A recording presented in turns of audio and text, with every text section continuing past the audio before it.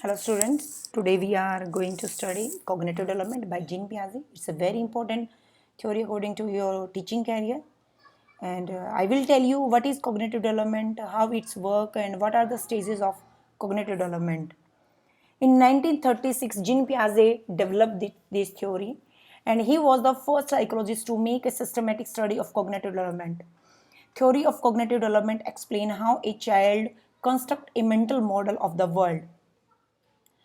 Cognitive development means how children think, explore, and figure things out. It is the development of knowledge, skill, problem solving, which help children to think about and understand the world around them. Brain development is also a part of cognitive development.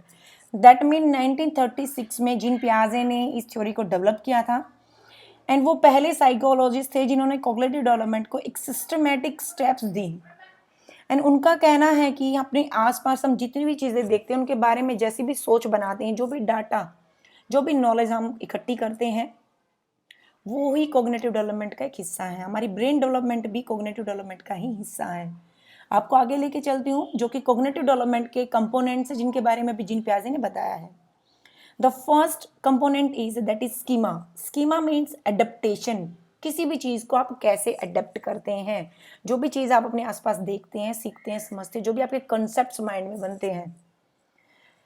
Imagine what it would be like if you did not have a mental model of your world. It would mean that you would not be able to make so much use of information from your past experience or to plan future actions. Schemas are the basic building blocks of such cognitive model and enable us to form a mental presentation of the world. For example, I am clearing you. किसी भी बच्चे को सिखाया जाता है उसका पहला letter होता है ए फॉर एप्पल. जैसे ही ए ड्रॉ करते हैं, ए लिखते हैं, वो ए फॉर एप्पल ही बोलता है बिकॉज उसके माइंड में ए के साथ एप्पल जुड़ गया है. ये उसका स्कीमा है, राइट. इसका जो नेक्स्ट कंपोनेंट है that is assimilation. Assimilation that means add something new which is using an existing schema to deal with a new object or situations. That mean हमारे पुराना जो स्कीम है उसमें कुछ नया ऐड करना. वही बच्चा जो ए फॉर एप्पल पढ़ रहा था अब उसको एक चीज क्लियर हो गई है. ए फॉर एप्पल इसलिए है बिकॉज उसका पहला लेटर ए है, राइट. आपको आगे लेके चलती हूँ. That is third component of cognitive development, that is accommodation. Accommodation का मतलब होता है रीअरेंज करना. This happens when the existing schema does not work and need to change to deal with a new object or situation. For example, जिस बच्चे ने सीखा था A for apple, अब उसको नई चीज सिखा दी गई है that is A for ant, right? अब उसको एक बात समझ में आ गई. Now the time he got confused, A for apple होगा या A for ant होगी. अब वो चीज़ें सीखने के लिए वो उन चीज़ों में दूसरों की हेल्प लेता है और दूसरा नया स्कीमा बनाने के लिए, रीअरेंज करने के लिए चीज़ों को. आपको साइड में एक पिक्चर और दिख रही है, एक बफेलो की पिक्चर है. इससे पुरानी अगर हम फोटोज उठा के देखें, अगर मैं आपको एग्जाम्पल के साथ रिलेट करती हुई बताऊं, स्कीमा की जहाँ बात करें, एक बच्चे ने व्हाइट कलर की एक गाय देखी और वो पूछता है किसी से what is this. Someone said this is a cow.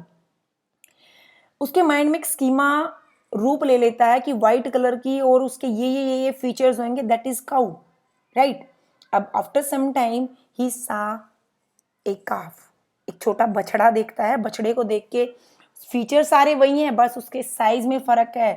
Assimilate तो कर लिया उसने, उसको समझ तो आ गया है ये उसी की फैमिली का बढ़िया उसका बच्चा है. लेकिन वही चीज जब एकोमोडेशन में जब वो आता है, सेम दिखती है बट कलर अलग है, that is not a cow. अब यहाँ पर आने के बाद जैसे ही वो पजल हो गया, दैट मीन उसको किसी की हेल्प की जरूरत है उन चीजों को, उस डाटा को रीअरेंज करने के लिए.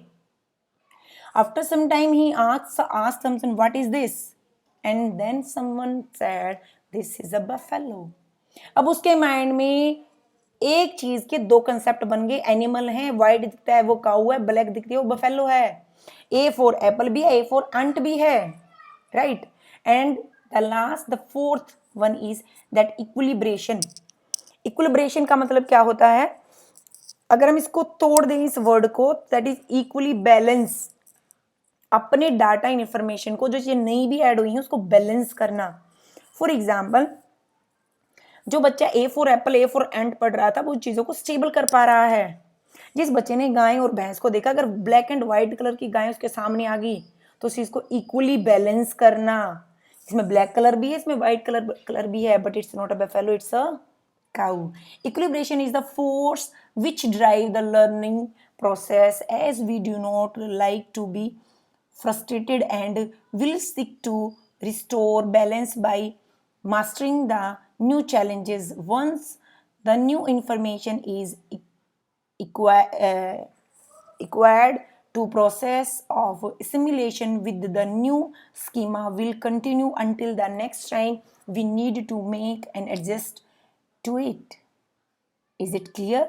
आगे लेके चलती हूँ आपको। That are the stages of cognitive development. 4 stages बताई हैं जीन पियाजे ने। जो पहली स्टेज है उसका नाम है सेंसरी मोटर स्टेज।